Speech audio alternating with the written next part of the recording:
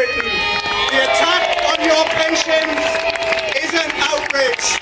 And not only do we support you, we will be with you in the action that you have called in the weeks ahead, because a victory for you will be a victory for all of us, and you deserve so much better.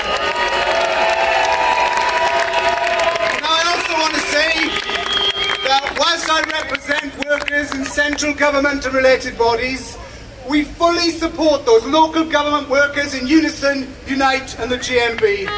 Often our forgotten public servants, but they're people who keep the libraries open, the care services going, the leisure centres open, who are running our town halls, making sure that the refuse is being collected.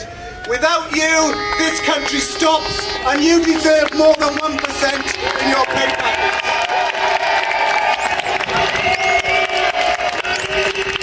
Now let me just briefly say about PCS. PCS members are some of the lowest paid in Britain.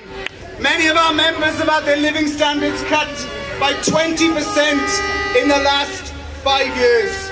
And yet it is our members who pay out the benefits, who collect the tax, who issue the passports, who keep our borders and airports running.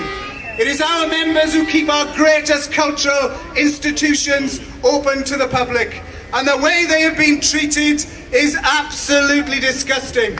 So what I want everyone to do on my shout is to say, right, what better place than to show your support for us, than to say the National Gallery workers working in that building behind face privatisation, they're on strike, shout as loud as you can to say no privatisation, and we support you in your struggle.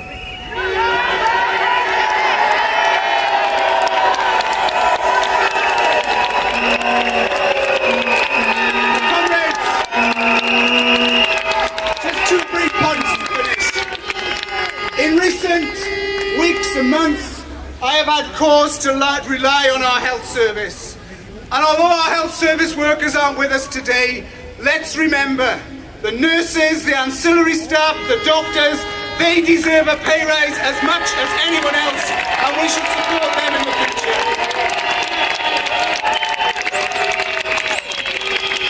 Now I'll finish with this point, and this is the point that we want everyone to grasp.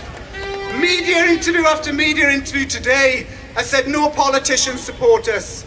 Chuka Umunna for Labour on Sunday said he would not support a strike that inconvenienced his constituents. Well, doesn't he understand that in his constituency he will have firefighters, council workers, civil servants and teachers, and his job as a Labour MP, like all the rest of them, is to be standing with us demanding fair pay rather than cozying up to those who have got the money at the top.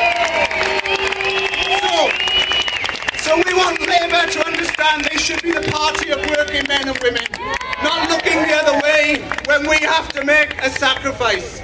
But you know, we want the coalition to understand this.